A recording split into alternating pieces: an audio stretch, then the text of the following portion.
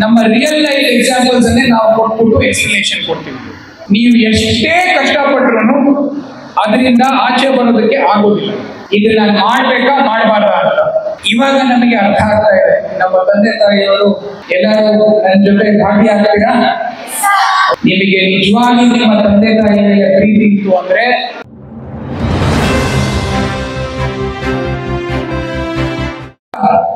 ಒಂದು ನಶೆಯ ಬಗ್ಗೆ about narcotics and other substances which tend to completely derail the life of a student.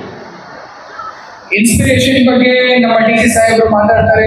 he is an inspiration for all of us. ನಮ್ಮ ಜಿಲ್ಲೆಯನ್ನ ಅತ್ಯುತ್ತಮವಾಗಿ ಹೇಗೆ ನಡೆಸ್ಕೊಂಡು ಹೋಗ್ತಾ ಇದ್ದಾರೆ ಅನ್ನೋದ್ರ ಬಗ್ಗೆ ನಾವೇನು ಹೇಳೋ ಅವಶ್ಯಕತೆ ಇಲ್ಲ. ನಮಗೂ ಕೂಡ he is a guide, he is a personal guide and philosopher for me also. Not just in the professional sense, even in the personal sense, he has continuously guided us, and that just shows his mammoth of experience and his knowledge.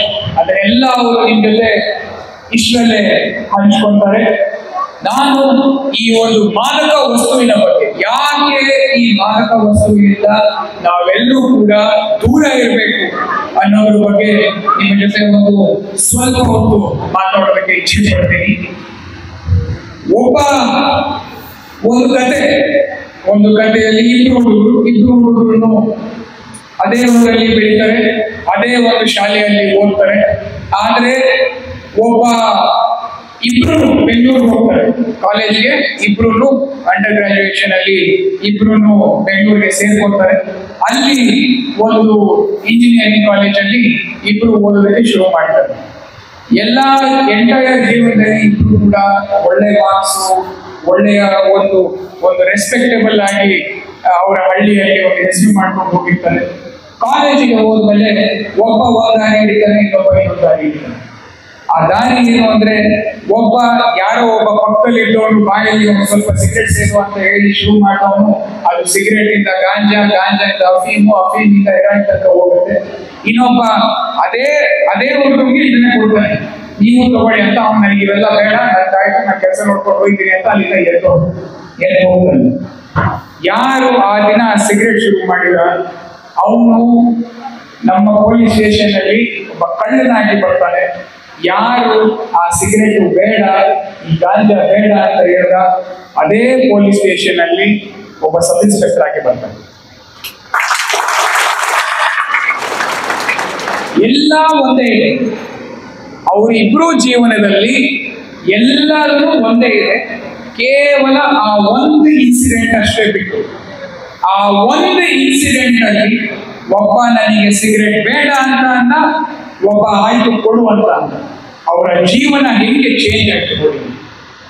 ಇದು ನಿಮ್ಗೆ ಯಾಕೆ ಈ ಒಂದು example ತಗೊಳ್ತೀನಿ ಅಂದ್ರೆ, ಇದು ಇವಾಗ currently ನಾನು ಏನ್ ಹೇಳಿದ್ದು, ಅವ್ನು ನಮ್ಮ ಶಿವಮೊಗ್ಗ ಕೋಟೆ ಸ್ಟೇಷನ್ ಅಲ್ಲಿ ಒಬ್ಬ ಸಬ್ ಇನ್ಸ್ಪೆಕ್ಟರ್ ಆಗಿದ್ದಾನೆ. ಅದೇ ಸ್ಟೇಷನ್ ಅಲ್ಲೇ ಅವನು ಗಾಂಜಾ ಕೇಸಲ್ಲಿ ನಾವು ಇನ್ನೊಬ್ಬನ ಒಳಗೆ ಹಾಕಿರೋದು. So it is A real story. ನಾನು ನಿಮಗೆ ಹೇಳ್ತಾ ಇದ್ದೀನಿ, ನಾವು ನಮ್ಮ ಒಂದು ಲೈನ್ ಆಫ್ ವರ್ಕ್ ಅಲ್ಲಿ ಕಂಟಿನ್ಯೂಸ್ ಪ್ರತಿದಿನ ನಾವು ನೋಡ್ತಾ ಇರ್ತೀವಿ ಈ ತರ ಒಂದು ಕಥೆಗಳು. ಅದಕ್ಕೋಸ್ಕರನೇ ನಾವು ಯಾವಾಗಲೇ ಒಂದು ಸ್ಕೂಲು, ಶಾಲೆಗೆ, ಕಾಲೇಜ್ಗೆ ಹೋದಾಗ ನಮ್ಮ ರಿಯಲ್ ಲೈಫ್ ಎಕ್ಸಾಂಪಲ್ಸ್ ಅನ್ನೇ ನಾವು ಕೊಟ್ಬಿಟ್ಟು ಎಕ್ಸ್ಪ್ಲನೇಷನ್ ಕೊಡ್ತೀವಿ. ನಾವು ಬೇರೆ ಏನು ಕಟ್ಟುಕತೆ ಹೇಳೋ ಅವಶ್ಯಕತೆ ಇಲ್ಲ. ನಮ್ಗೆ ನಮ್ಮ ಡಿಪಾರ್ಟ್ಮೆಂಟ್ ಅಲ್ಲಿ ಪ್ರತಿದಿನ ಎಲ್ಲಾ ರೀತಿಯ ವಿಚಾರಗಳಲ್ಲೂ ಒಳ್ಳೆಯದು ಕೆಟ್ಟದು ಪ್ರತಿಯೊಂದನ್ನು ನೋಡ್ತೀವಿ. ಅದಕ್ಕೋಸ್ಕರನೇ ಅದನ್ನ ನಾವು ಇಟ್ಕೊಂಡು ನಿಮಗೆ ಒಂದು ಉದಾಹರಣೆಯ ಮೂಲಕ ನಿಮಗೆ ತಿಳುವಳಿಕೆಯನ್ನ ನೀಡೋದಕ್ಕೆ ಇಷ್ಟಪಡ್ತೀವಿ. ಯಾಕೆ ಈ ಒಂದು ಗಾಂಜಾ ಮತ್ತೆ ಈ ಒಂದು ಸಿಗರೇಟು ಅಥವಾ ಆಲ್ಕೋಹಾಲ್ ಯಾಕೆ ನಾವು ಅದರಿಂದ ದೂರ ಇರಿ ಅಂತೀವಿ ಅಂದ್ರೆ, ಇದೆಲ್ಲವೂ ಅಡಿಕ್ಟಿವ್. ಅದು ಒಂದ್ಸರ್ತಿ ಶುರು ಮಾಡಿದ್ರೆ ನಿಮಗೆ ಸ್ಟಾಪ್ ಮಾಡೋದಕ್ಕೆ ಆಗೋದಿಲ್ಲ. ನೀವು ಎಷ್ಟೇ ಕಷ್ಟಪಟ್ರು ಅದರಿಂದ ಆಚೆ ಬರೋದಕ್ಕೆ ಆಗೋದಿಲ್ಲ. ಅಂಡ್ ಅದನ್ನ ಸೇವನೆ ಮಾಡಬೇಕು ಅಂದ್ರೆ ಅದು ಫ್ರೀ ಆಗಿ ಯಾರು ಕೊಡೋದಿಲ್ಲ. ನಿಮಗೆ ದುಡ್ಡು ಬೇಕು. ನಮ್ಮ ಸ್ಟೂಡೆಂಟ್ಸ್ ಯಾರು ದುಡಿಯೋದಿಲ್ಲ. ಅವಾಗ ಏನ್ ಮಾಡ್ತಾರೆ, ತಂದೆ ತಾಯಿ ಅಂದ್ರೆ ದುಡ್ಡು ಕೈಯೋಕೆ ಶುರು ಮಾಡ್ತಾರೆ. ಅವರಿಗೆ ಗೊತ್ತಿಲ್ಲದೆ ತಾಯಿ ಪರ್ಸಿಂದ, ತಂದೆ ಜೇಬಿಂದ ದುಡ್ಡು ಕದೀತಾರೆ. ಅವರಿಗೆ ಅದ್ರ ಬಗ್ಗೆ ತಿಳುವಳಿಕೆ ಇರೋದಿಲ್ಲ. ಅವ್ರ ಆ ನಶೆ ಒಂದು ತಲೆಯಲ್ಲಿ ಅದೇ ಇರುತ್ತೆ ಅವರಿಗೆ. ಒಂದಿನ ಅವರು ತಂದೆ ತಾಯಿ ಹತ್ರ ಕದೀತಾರೆ, ನೆಕ್ಸ್ಟ್ ದಿನ ಅವರು ಅದನ್ನ ಬಿಟ್ಟು ಬೇರೆ ಯಾರೋ ಕಲಿಯೋದನ್ನ ಶುರು ಮಾಡ್ಕೊಳ್ತಾರೆ. Because that addiction has to be satisfied. ಅವರಿಗೆ ಬೇರೆ ದಾರಿ ಇಲ್ಲ. ಯಾವಾಗ ಅವರು ಈ ತರ ಮಾಡಕ್ಕೆ ಶುರು ಮಾಡ್ತಾರೆ, ನಮ್ಮ ಹತ್ರ ಸಿಗಾಕೊಂಡು ನಮ್ಮ ಸ್ಟೇಷನ್ಗೆ ಅವ್ರನ್ನ ಕರ್ಕೊಂಡು ಹೋಗ್ಬಿಟ್ಟು ಜೈಲಿಗೆ ಹಾಕ್ತೀವಿ. So these are all small changes. ನೀವು ಈ ಸಣ್ಣ ಪುಟ್ಟ ವಿಚಾರಗಳನ್ನ ಎಷ್ಟು ಸೂಕ್ಷ್ಮವಾಗಿ ಅವಾಯ್ಡ್ ಮಾಡ್ತಿರೋ, ಎಷ್ಟು ಜಾಗೃತರಾಗಿ ನೀವು ಇರ್ತಿರೋ, ಅಷ್ಟು ನಿಮ್ಮ ಜೀವನಕ್ಕೆ ಒಳ್ಳೆಯದು. ಇದು ಕೇವಲ ನಾನು ಅವರ ತಂದೆ ತಾಯಿಯವರ ಬಗ್ಗೆ ಒಂದು ಹೇಳಿದೆ. ಇನ್ನೊಂದು ಅವರ ಹೆಲ್ತ್ ಎಫೆಕ್ಟ್ಸ್. ನೀವು ಯಾರೇ ಒಬ್ರು ಗಾಂಜಾ ಹೊಡೆಯೋರನ್ನ ನೋಡಿರ್ಬೋದು, ಯಾರೇ ಒಬ್ರು ಆಲ್ಕೋಹಾಲಿಕ್ ಅನ್ನ ನೋಡಿರ್ಬೋದು. ಅವ್ರ ಕಣ್ಣೆಲ್ಲ ಫುಲ್ ಕೆಂಪಗಿರುತ್ತೆ, ಅವರು ತುಂಬಾ ತೆಳ್ಳಗಿರ್ತಾರೆ. ಅವ್ರು they will not be able to grasp whatever we tell. They will be in their own sweet world. ಅವರಿಗೆ ಊಟ ಹೋಗೋದಿಲ್ಲ, ಅವರಿಗೆ ಹೆಲ್ತ್ ಇಶ್ಯೂಸ್ ಶುರು ಆಗುತ್ತೆ, ಅವ್ರ ಬ್ಲಡ್ ಪ್ಲೇಟ್ಲೆಟ್ಸ್ ಕಮ್ಮಿ ಆಗುತ್ತೆ, RBC ಕೌಂಟ್ ಕಮ್ಮಿ ಆಗುತ್ತೆ, and they will have to face severe issues as early as 30-35 years. 30-35 ವರ್ಷಕ್ಕೇನೆ ಅವರಿಗೆ ಇಲ್ಲಿರೋ ಕಾಯಿಲೆಗಳೆಲ್ಲ ಬರುತ್ತೆ. ಸೊ ನಾವು ಯಾಕೆ ನಿಮಗೆಲ್ಲಾನು ಇದರಿಂದ ದೂರ ಇರಿ ಅಂತ ಹೇಳ್ತೀವಿ ಅಂದ್ರೆ, ಅದನ್ನ ನೀವು ಶುರು ಮಾಡಲಿಲ್ಲ ಅಂದ್ರೆ ಅದ್ರ ಬಗ್ಗೆ ನಿಮಗೆ ಯೋಚನೆ ಇರೋದು. ಯಾವಾಗ ನೀವು ಶುರು ಮಾಡ್ತೀರಾ, ನಿಮಗೆ ಎಲ್ಲರಿಗೂ ಏನೋ ಒಂದು ಸಾಧನೆ ಮಾಡಬೇಕು ಅಂತಾನೆ ಇರುತ್ತೆ. All of us want to achieve. ಜೀವನದಲ್ಲಿ ಏನಾದರೂ ಒಂದು ಸಾಧನೆಯನ್ನ ಮಾಡಬೇಕು ಅಂತಾನೆ ನಾವು ಇರ್ತೀವಿ. ಆದರೆ ಈ ಒಂದು ನಶೆಯನ್ನ ನಾವು ತಗೊಂಡಾಗ ಆ ಸಾಧನೆ ಅನ್ನೋ ಒಂದು ಕನಸು ಅಲ್ಲೇ ನೆತ್ತಿಗೆ ಚೂರು ಚೂರು ಹಾಕೊಂಡು ಹೋಗುತ್ತೆ. ನಮ್ಮ ಕಾನ್ಸಂಟ್ರೇಷನ್, ನಮ್ಮ ಡಿಟರ್ಮಿನೇಷನ್ ಏನು ಇರೋದಿಲ್ಲ. ನಾವು ಸಾಧನೆಯನ್ನ ಮಾಡಬೇಕು ಅಂತ ಇದ್ರೆ ಪ್ರಥಮವಾಗಿ ಮಾಡಬೇಕಾಗಿರೋದು ಈ ಏನು ಮಾದಕ ವಸ್ತುಗಳಿಂದ ದೂರ ಇರೋದು. ನಾವು ಅದನ್ನ ಮಾಡಿದ್ರೆ automatically all of us will succeed in life. ನೀವು ಇಲ್ಲಿ ಕುತ್ಕೊಂಡಿರೋರು ಎಲ್ಲರನ್ನ ನೋಡ್ಬೋದು. I can assure you all of us are an example for it. ನಾವು ಯಾರಾದ್ರೂ ಏನಾದ್ರೂ ನಮ್ಮ ಕಾಲೇಜ್ ಟೈಮಲ್ಲಿ ಒಂದು ಬೇರೆ ದಾರಿಯನ್ನ ಹಿಡಿದಿದ್ರೆ ಇವತ್ತು ಇಲ್ಲಿ ಕುತ್ಕೊಳಕ್ಕೆ ಆಗ್ತಾ ಇರಲಿಲ್ಲ. So let us be a lesson for all of you. ನಿಮಗೆ ಯಾವಾಗಾದ್ರೂ ಏನಾದ್ರೂ ಯಾಕಂದ್ರೆ ಖಂಡಿತವಾಗ್ಲೂ ನಿಮಗ್ ಬೇಡ ಅಂದ್ರೆ ಬೇರೆ ಯಾರೋ ಬಂದ್ಬಿಟ್ಟು ನಿಮ್ಗೆ ತಗೊಂಡ್ ಏನಾಗುತ್ತೆ, ಏನೂ ಆಗೋದಿಲ್ಲ, ಈ ತರ ಹೇಳೋರು ತುಂಬಾ ಜನ ಇರ್ತಾರೆ. ಅವರೆಲ್ಲ ನಿಮ್ಮನ್ನ ಕಾಲು ಎಳೆಯೋರು ಅಷ್ಟೇ ಹೊರತು ನಿಮಗೆ ಏನೋ ಜೀವನದಲ್ಲಿ ಒಳ್ಳೇದಾಗ್ಬೇಕು ಅಂತ ಅವರು ಬಯಸೋರಲ್ಲ. ಸೊ ಯಾರೇ ಈ ತರ ಬಂದು ನಿಮಗೆ ಯಾವುದೇ ಒಂದು ವಸ್ತುವನ್ನ ಕೊಟ್ಟು ದಯವಿಟ್ಟು ಸ್ವೀಕಾರ ಮಾಡಿ. ನಿಮಗೆ ಏನಾದ್ರೂ ಡೌಟ್ ಇತ್ತು ಅಂದ್ರೆ ಒಂದ್ 2 ನಿಮಿಷ ನಿಮ್ ತಾಯಿ ಅದಕ್ಕೆ ಓಕೆ ಅಂತೇಳಾಗ ಯೋಚನೆ ಮಾಡಿ. ನಿಮಗೇನಾದ್ರೂ ಆಯ್ತಪ್ಪ ನನ್ನ ತಾಯಿ ಇದಕ್ಕೆ ಓಕೆ ಕೊಡ್ತಾಳೆ ಅಂತ ಇದ್ರೆ ಖಂಡಿತವಾಗ್ಲೂ ಮುಂದೆ ಹೋಗಿ. ಯಾಕಂದ್ರೆ ತಾಯಿ ಯಾವತ್ತೂ ಈ ತರ ವಿಚಾರಕ್ಕೆ ಬೇಡ ಅನ್ನಲ್ಲ. ಆದ್ರೆ ಯಾವ್ದಾದ್ರು ಒಂದು ಪುಸ್ತಕ ಕೊಟ್ರೆ ತಗೋ ಅಂತ ತಾಯಿ ಯಾರು ಬೇಡ ಅಂತಾರ ನಿಮ್ಗೆ? ಇಲ್ಲ, ಪುಸ್ತಕ ತಗೊಳ್ಳಿ ಅಂತಾನೆ ಹೇಳ್ತಾರೆ. ಆದ್ರೆ ಯಾರಾದ್ರೂ ಒಬ್ರು ಬಂದ್ಬಿಟ್ಟು ಸಿಗರೇಟ್ ಕೊಟ್ಟಾಗ ತಾಯಿ ತಗೋ ಅಂತ ಹೇಳ್ತಾರ? ಸಾಧ್ಯನೇ ಇಲ್ಲ. ಸೊ ಇದನ್ನ ನಾನು ಯಾವಾಗಲೂ ವೆರಿ ಸಿಂಪಲ್ ಒಂದು ಫಾರ್ಮುಲಾ ಕೊಡ್ತೀನಿ. ನಿಮಗೆ ಏನಾದ್ರೂ ಡೌಟ್ ಇದ್ದಾಗ, if you have any doubt, ಇದನ್ನ ಮಾಡ್ಬೇಕಾ ಮಾಡಬಾರ್ದ ಅಂತ ನಿಮ್ಮ ತಾಯಿಯವರು ಏನ್ ಹೇಳ್ತಿದ್ರು ನೀವು, ಅಥವಾ ನಿಮ್ಮ ತಂದೆಯವರು ಏನ್ ಹೇಳ್ತಾರೆ ನೀವು, ಅದನ್ನ 1 ನಿಮಿಷ ಯೋಚನೆ ಮಾಡಿ.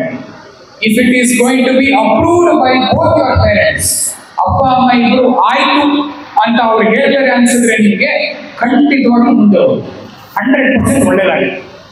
ಆದ್ರೆ ನಿಮ್ಗೆ ತಂದೆ ತಾಯಿ ಬೇಡ ಅಂತ ಹೇಳ್ತಾರೆ ಅಂದ್ರೆ ಯಾವುದೇ ಕಾರಣಕ್ಕೂ ಅದನ್ನ ಮುಟ್ಟಕ್ಕೆ ಹೋಗ್ಬೇಡಿ. ಇಷ್ಟೇ ಸಾಕು. ನೀವು ಇದಕ್ಕಿಂತ ದೊಡ್ಡದು ನಿಮ್ಗೆ ಬೇರೆ ಯಾವ ಒಂದು ಪರೀಕ್ಷೆಯೂ ಬೇಡ. This is the litmus test. ನೀವೆಲ್ಲ ಕೆಮಿಸ್ಟ್ರಿಯಲ್ಲಿ ಓದಿರ್ತೀರಾ, you have something called the litmus test. ಇದು ಸರಿನಾ ತಪ್ಪು ಅಂತ ಹೇಳೋದಕ್ಕೆ, if it is going to be approved by your parents, it is good. If it is not going to be approved by your parents, it is bad. So please keep this in mind. ನಾವು ನೀವೆಲ್ಲರಿಗೂ ಪ್ರತಿ ಬಾರಿಯೂ ನಾನು ಎಲ್ಲೇ ಹೋದರೂ ಈ ಒಂದು ವಿಚಾರದ ಬಗ್ಗೆ ಹೇಳ್ತೀನಿ, ತಂದೆ ತಾಯಿಯವರ ಬಗ್ಗೆ ಹೇಳ್ತೀನಿ. ಯಾಕಂದ್ರೆ ಮಕ್ಕಳಿಗೆ ಇವಾಗ ನಮಗೆ ಗೊತ್ತಾಗೋದಿಲ್ಲ ತಂದೆ ತಾಯಿಯವರು ಅವ್ರ ಏನು ಧ್ಯೇಯ, ಅವರ ಆಶಯ, ಅವ್ರು ಯಾಕೆ ಎಷ್ಟು ಕಷ್ಟಪಡ್ತಾರೆ, ಅವರು ಎಷ್ಟು ಕಷ್ಟಪಡ್ತಾ ಇದ್ದಾರೆ ಅಂತ ನಮಗೆ ಗೊತ್ತಿರೋದಿಲ್ಲ. ಯಾಕಂದ್ರೆ ನಮ್ಮ ಕಣ್ಣಿಗೆ ಕಾಣೋದಿಲ್ಲ, ಅವರು ತೋರ್ಸೋದು ಇಲ್ಲ. ಆದ್ರೆ ನಾವು ಹೋಗ್ತಾ ಹೋಗ್ತಾ ಹೋಗ್ತಾ ನಂತರ ಅರ್ಥ ಆಗುತ್ತೆ. ನನಗೆ ನಿಮ್ಮ ವಯಸ್ಸಲ್ಲಿದ್ದಾಗ ನನಗೆ ಅರ್ಥ ಆಗಿರ್ಲಿಲ್ಲ, ಇವಾಗ ನಮಗೆ ಅರ್ಥ ಆಗ್ತಾ ಇದೆ ನಮ್ಮ ತಂದೆ ತಾಯಿಯವರು ಎಷ್ಟು ತ್ಯಾಗವನ್ನ ಮಾಡಿ ನಮ್ಮನ್ನ ಬೆಳೆಸಿದ್ದಾರೆ ಅಂತ. ಅದಕ್ಕೋಸ್ಕರನೇ ನೀವು ಕೂಡ ಅದನ್ನ ಯಾವತ್ತೂ ಮರಿಬೇಕು. ಆದಷ್ಟು ನಿಮ್ಮ ಜೀವನದಲ್ಲಿ ಏನೇ ಒಂದು ಡೌಟ್ ಬಂದ್ರು ನಿಮ್ಮ ತಂದೆ ತಾಯಿಯವರ ಬಗ್ಗೆ ಒಂದು 2 ನಿಮಿಷ ಯೋಚನೆ ಮಾಡಿದ್ರೆ ಆಟೋಮ್ಯಾಟಿಕಲಿ ನಿಮಗೆ ಅದು ಉತ್ತರನೂ ಸಿಗುತ್ತೆ, ನಿಮ್ಮ ಇಶ್ಯೂನು ಸಾಲ್ವ್ ಆಗುತ್ತೆ. ಇಷ್ಟರ ಜೊತೆಗೆ ಇಂತಹ ಒಂದು ಒಳ್ಳೆಯ ಶಾಲೆಯಲ್ಲಿ, ಒಂದು ಒಳ್ಳೆಯ ಕಾಲೇಜಲ್ಲಿ ಓದುವ ಭಾಗ್ಯ ನಿಮಗೆ ಸಿಕ್ಕಿದೆ. ಇದನ್ನ ಸದುಪಯೋಗ ಪಡ್ಕೊಳ್ಳಿ. Because everybody do not get an opportunity to study in a good school or college. The main advantage of studying in a good school or college is opportunities. You have an opportunity to learn good communication. You have excellent teachers. You have people from all walks of life who will come and speak to you regarding different issues. This is not available everywhere. So please make use of this opportunity. ಅವಕಾಶ ಎಲ್ಲರಿಗೂ ಬರೋದಿಲ್ಲ. ಈ ಒಂದು ಅವಕಾಶ ನಿಮಗೆ ಸಿಕ್ಕಿದೆ. ಒಳ್ಳೆಯ ವಿದ್ಯಾಸಂಸ್ಥೆಯಲ್ಲಿ ನೀವು ನಿಮ್ಮ ಅಧ್ಯಯನ ಮಾಡ್ತಾ ಇದ್ದೀರಾ. ಇಲ್ಲಿ ನಿಮ್ಗೆ ಎಷ್ಟಾಗುತ್ತೋ ಈ ಒಂದು ಸ್ಪಾಂಜ್ ತರ ಇರಬೇಕು. ಒಂದು ಸ್ಪಾಂಜಿನ ನೀರೊಳಗಾಕಿದ್ರೆ ಎಲ್ಲ ನೀರು ಕೊಡುತ್ತೆ. ನೀವು ಕೂಡ ಅದೇ ರೀತಿ ಇರಬೇಕು. ಯಾರ್ಯಾರು ಏನೇನು ಎಷ್ಟು ಇನ್ಫಾರ್ಮೇಶನ್ ನಿಮ್ಗೆ ಆಗುತ್ತೋ ಎಲ್ಲವೂ ಹೀರ್ಕೋಬೇಕು. ಈ ವಯಸ್ಸು ಅಂತದ್ದು.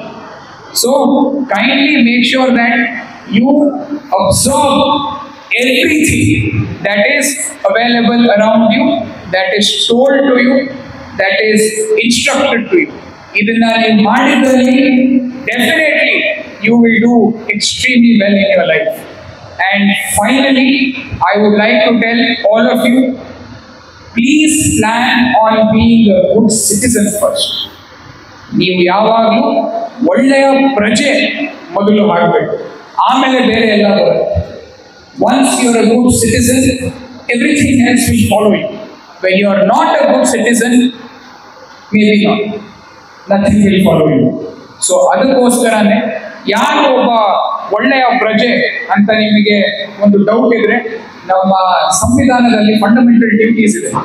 ನಿಮಗೆ ಯಾವಾಗಾದ್ರೂ ಟೈಮ್ ಇದ್ದಾಗ, and also I would request ನಮ್ಮ ಶಿಕ್ಷಕರಿಗೆ ನಾನು ಅದೊಂದು ರಿಕ್ವೆಸ್ಟ್ ಮಾಡ್ತೀನಿ, ಫಂಡಮೆಂಟಲ್ ಡ್ಯೂಟೀಸ್ ನ ಯಾವಾಗಾದ್ರೂ ಒಂದ್ಸತಿ ಮಕ್ಕಳಿಗೆ ಹೇಳ್ಕೊಡೋ ವ್ಯವಸ್ಥೆ ಮಾಡಿ. ಫಂಡಮೆಂಟಲ್ ರೈಟ್ಸ್ ಬಗ್ಗೆ ಎಲ್ಲರೂ ಮಾತಾಡ್ತೀವಿ, ಎಲ್ಲರೂ ಹೇಳ್ಕೊಡ್ತೀವಿ, ಆದ್ರೆ ಫಂಡಮೆಂಟಲ್ ಡ್ಯೂಟೀಸ್ ಬಗ್ಗೆ ಮಾತಾಡ್ತೀವಿ ನಾವು. ದಯವಿಟ್ಟು ಅದನ್ನ ನಮ್ಮ ಮಕ್ಕಳಿಗೆ ಹೇಳ್ಕೊಡಿ. ಒಳ್ಳೆಯ ಪ್ರಜೆ ಯಾರು ಅಂತ ಕೇಳಿದ್ರೆ, ಯಾರು ನಮ್ಮ fundamental rights and fundamental duties ನ to the letter and spirit follow ಮಾಡ್ತಾರೆ, they are a good citizen, they are a model citizen, they will lead the country in the future. So ಇದನ್ನ ನೀವು ದಯವಿಟ್ಟು ಒಳ್ಳೆಯ ಪ್ರಜೆ, ಯಾವಾಗಲೂ ಒಳ್ಳೆಯ ಪ್ರಜೆಯಾಗಿ ನಿಮ್ಮ ಒಂದು ಹಳ್ಳಿ, ನಿಮ್ಮ ಊರು, ನಿಮ್ಮ ರಾಜ್ಯ, ನಿಮ್ಮ ರಾಷ್ಟ್ರಕ್ಕೆ ಒಂದು ಉನ್ನತವಾದ ಹೆಸರನ್ನ ನೀವು ತಂದಿ ಅಂತ ಹೇಳ್ತಾ, ನಾವೆಲ್ಲರೂ ಯಾಕೆ ನಮ್ಮ ಹೆಸರಲ್ಲಿ ನಮ್ಮ ಹಳ್ಳಿ ಹೆಸರು ಇಟ್ಕೊಳ್ತೀವಿ, ನಾವು ನಮ್ಮ ಎಲ್ಲರ ಹೆಸರಲ್ಲಿ ನಮ್ಮ ಹಳ್ಳಿ ಹೆಸರು ಕೂಡ ಇಟ್ಕೊಳ್ತೀವಿ. ಯಾಕೆ ಅಂದ್ರೆ ಮುಂದೊಂದು ದಿನ ನಾವು ಏನಾದ್ರೂ ಸಾಧನೆ ಮಾಡಿದಾಗ ಆ ಹಳ್ಳಿಯೂ ಆ ಒಂದು ಮಟ್ಟಕ್ಕೆ ಬೆಳೀಲಿ ಅಂತ.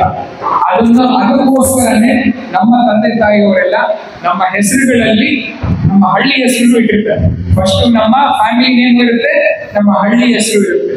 ಯಾಕೆ ಅಂದ್ರೆ ಮುಂದೆ ಒಂದು ದಿನ ನಾವು ಯಾವಾಗ ಒಂದು ಸಾಧನೆಯನ್ನ ಮಾಡ್ತೀವಿ, ಆ ಹಳ್ಳಿ ಕೂಡ ಅದೇ ಮಟ್ಟಕ್ಕೆ ಒಂದು ಸಾಧನೆಯ ಹೆಮ್ಮೆಯನ್ನ ಏರ್ಲಿ ಅಂತ ಆ ಹೆಸರನ್ನ ಇಟ್ಕೊಂಡಿರ್ತೀವಿ.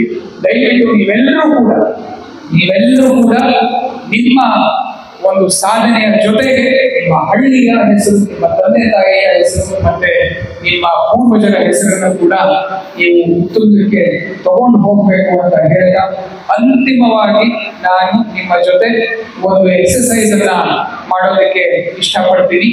ಎಲ್ಲರೂ ನನ್ನ ಜೊತೆ ಭಾಗಿಯಾಗ್ತೀರಾ? ನಾನು ನಿಮಗೆ ಕೆಲವು ಪ್ರಶ್ನೆಗಳನ್ನ ಕೇಳ್ತೀನಿ. ಆ ಪ್ರಶ್ನೆಗಳಿಗೆ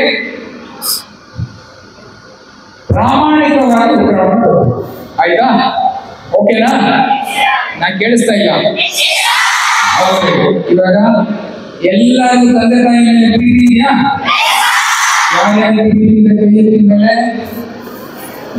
very good, all right, thanks. ಇವಾಗ ನೆಕ್ಸ್ಟ್, ಯಾರ್ಯಾರ ತಂದೆ ತಾಯಿ ಹತ್ರ 2 ವೀಲರ್ ಇದೆ ಕೈ ಎತ್ತಿದ ಮೇಲೆ? Yes, very good. ಇವಾಗ hands down. Last question, very important question. ಸತ್ಯನೇ ಹೇಳಬೇಕು. ಯಾರ್ಯಾರ ತಂದೆ ತಾಯಿಯವರು ಹೆಲ್ಮೆಟ್ ಹಾಕೊಂಡು ಟೂ ವೀಲರ್ ಓಡಿಸ್ತಾರೆ ನೋಡಿ. ಇಷ್ಟೇ ಜನಕ್ಕೆ ತಂದೆ ತಾಯಿಗೆ ಪ್ರೀತಿ ಇರೋದು, ಬೇರೆಯವ್ರು ಯಾರಿಗೂ ಪ್ರೀತಿ ಇಲ್ಲ ಅಂತ ಕಾಣಿಸ್ತಾರೆ. ಯಾಕೆ ನಾನು ಹೇಳ್ತಾ ಇದ್ದೀನಿ ಅಂದ್ರೆ, ನಿಮಗೆ ನಿಜವಾಗ್ಲೂ ನಿಮ್ಮ ತಂದೆ ತಾಯಿಯ ಪ್ರೀತಿ ಇತ್ತು ಅಂದ್ರೆ ಅವರಿಗೆ ಯಾವುದೇ ಕಾರಣಕ್ಕೂ ಹೆಲ್ಮೆಟ್ ಹಾಕದೆ ಮನೆಯಿಂದ ಆಚೆ ಕಳಿಸೋದಿಲ್ಲ. ನಿಮಗೆ ನಿಜವಾಗ್ಲೂ ನಿಮ್ಮ ತಂದೆ ತಾಯಿಯ ಪ್ರೀತಿ ಇತ್ತು ಅಂದ್ರೆ ಅವರು ಹೆಲ್ಮೆಟ್ ಹಾಕೊಂಡು ಹೋಗೋ ತನಕ ನೀವು ಹಠ ಮಾಡಬೇಕು. ಇಲ್ಲ ಅಂದ್ರೆ ನಿಮಗೆ ಪ್ರೀತಿ ಇಲ್ಲ ಅಂತ ಆಗುತ್ತೆ. ಯಾಕಂದ್ರೆ ಅವರಿಗೆ ವಿತೌಟ್ ಪ್ರೊಟೆಕ್ಷನ್ ಸೆಟ್ಟಿಂಗ್ ಅವಶ್ಯಕ. ಆಕ್ಸಿಡೆಂಟ್ ಏನು ಹೇಳಿ ಬರುತ್ತೆ, ನಮಗೆ ಹೇಳಿ ಬರೋದಿಲ್ಲ. ಆದ್ರೆ ನಾವು ಪ್ರತಿದಿನ ಜಾಗೃತರಾಗಿರಬೇಕು. ನಿಮಗೆಲ್ಲ ನಿಜವಾಗ್ಲೂ ನಿಮ್ಮ ತಂದೆ ತಾಯಿ ಮೇಲೆ ಪ್ರೀತಿ ಇತ್ತು ಅಂದ್ರೆ ದಯವಿಟ್ಟು ಅವ್ರಿಗೆ ಹೆಲ್ಮೆಟ್ ಹಾಕಿಸಿ ಮನೆಯಿಂದ ಆಚೆ ಕಳಿಸಿ. ನೀವೆಲ್ಲ ಇನ್ನು 17-18 ಇಯರ್ಸ್ ಸ್ಟಾರ್ಟಿಂಗ್ ಆಗಕ್ಕೆ ನಾನು ನಿಮ್ಗೆ ಹೇಳ್ತಾ ಇಲ್ಲ. ಇಲ್ಲಾಂದ್ರೆ ನೀವು ಹೆಲ್ಮೆಟ್ ಹಾಕೊಂಡೆ ಆಚೆ ಹೋಗ್ಬೇಕಿತ್ತು. ನಾನು ಡಿಗ್ರಿ ಕಾಲೇಜ್ ಹೋದ್ರೆ ಅದನ್ನ ಹೇಳ್ತೀನಿ, ಇದು PU ಕಾಲೇಜ್ ಅಂತ ಹೇಳಿದ್ರು, ಅದಕ್ಕೆ ನಿಮಗೆ ನಾನು ಹೇಳ್ತಾ ಇಲ್ಲ. ಯಾವಾಗಲೂ ಟೂ ವೀಲರ್ ಹಾಕೊಂಡು ಹೋಗ್ಬೇಕಾದ್ರೆ ಕಂಪಲ್ಸರಿ ಹೆಲ್ಮೆಟ್ ಹಾಕೊಂಡೆ ಹೋಗ್ಬೇಕು. ನಿಮಗೆ ನಿಮ್ಮ ತಂದೆ ತಾಯಿ ಮೇಲೆ ಪ್ರೀತಿ ಇದ್ರೆ ಇವತ್ತಿಂದ ಯಾವುದೇ ಕಾರಣಕ್ಕೂ ಅವ್ರು ಹೆಲ್ಮೆಟ್ ಹಾಕದೆ ಆಚೆ ಹೋಗಬಾರ್ದು. ಇದನ್ನ ನೀವೆಲ್ಲ ನೋಡ್ಕೊಳ್ತೀರಾ? ಗ್ಯಾರಂಟಿನಾ? ಇವಾಗ ನೆಕ್ಸ್ಟ್ ಟೈಮ್ ನಾನು ಯಾರು ದೊಡ್ಡವರು ಹಿರಿಯರು ಹೆಲ್ಮೆಟ್ ಹಾಕೊಂಡಿಲ್ಲ ಅಂದ್ರೆ ಅವ್ರನ್ನ ಸ್ಟೇಷನ್ಗೆ ಕರ್ಸೋದಲ್ಲೇ ನಿಮ್ಮನ್ನು ಸ್ಟೇಷನ್ಗೆ ಕಳಿಸ್ತೀನಿ. ಅಮರ್ಜೋಗಿ ಸ್ಕೂಲ್ ಅಂತ ಏನಾದ್ರು ಗೊತ್ತಾಯ್ತು ಅಂದ್ರೆ ನಿಮ್ಮ ತಂದೆ ತಾಯಿ ಜೊತೆ ನಾನು ನಿಮ್ಮನ್ನು ಸ್ಟೇಷನ್ಗೆ ಕಳಿಸ್ತೀನಿ.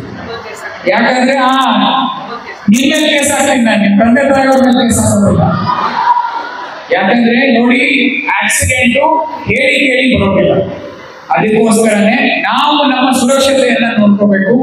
ನಮ್ಗೆ ಯಾರ್ಯಾರ ಮೇಲೆ ಪ್ರೀತಿ ಇದೆ ಅವರ ಸುರಕ್ಷತೆಯನ್ನ ನೋಡ್ಕೋಬೇಕು. ದಯವಿಟ್ಟು ನಾವು ಫೈನ್ ಹಾಕಿಸಿ ಹೆಲ್ಮೆಟ್ ಹಾಕಿಸ್ಬೋದು, ಆದ್ರೆ that is not the point. The point is to ensure safety of a loved one. ನಮಗೆ ಯಾರ ಮೇಲೆ ಪ್ರೀತಿ ಇದೆ ಅವರಿಗೆ ಫಸ್ಟ್ ನಾವು ಹೆಲ್ಮೆಟ್ ಹಾಕೊಂಡು ಹೋಗಿ ಅಂತಾನೆ ಹೇಳ್ಬೇಕು ನಾವು. ಅದಕ್ಕೆ ನಿಮ್ಮ ತಂದೆ ತಾಯಿಯವರಿಗೆ ಇವತ್ತಿಂದ ಈ ಒಂದು ಮಾತನ್ನ ನೀವು ಖಂಡಿತವಾಗಿ ಹೇಳ್ತೀರಾ ಅಂತ ಒಂದು ಭರವಸೆಯ ಮೇರೆಗೆ ನಿಮ್ಮೆಲ್ಲರಿಗೂ ಬರುವ ದಿನಗಳಲ್ಲಿ ಒಂದು ಒಳ್ಳೆಯ ಹುದ್ದೆಗೆ ಹೋಗಿ ಒಂದು ಉತ್ತಮವಾದ ಪ್ರಜೆಯನ್ನ ಆಗಿ ನಮ್ಮ ಮುಳುಬಾಗಿಲ ಹೆಸರನ್ನ ನೀವೆಲ್ಲರೂ ಒಂದು ಉದಯ ಮಾಡಲಿ ಅಂತ ಹೇಳ್ತಾ, ಈ ದಿನ ನನಗೆ ಇಲ್ಲಿ ಕರೆದು ಮಾತಾಡೋದಕ್ಕೆ ಅವಕಾಶ ಕೊಟ್ಟಂತಹ ನಾಗರಾಜ್ ಅವರಿಗೆ ಮತ್ತು ಎಲ್ಲ ಈ ಒಂದು ವಿದ್ಯಾಸಂಸ್ಥೆಯ ಪಾಲ್ಗೊಳ್ಳುವವರಿಗೆ ನಾನು ಧನ್ಯವಾದಗಳನ್ನ ಹೇಳ್ತಾ ನಾನು ಮಾತುಗಳು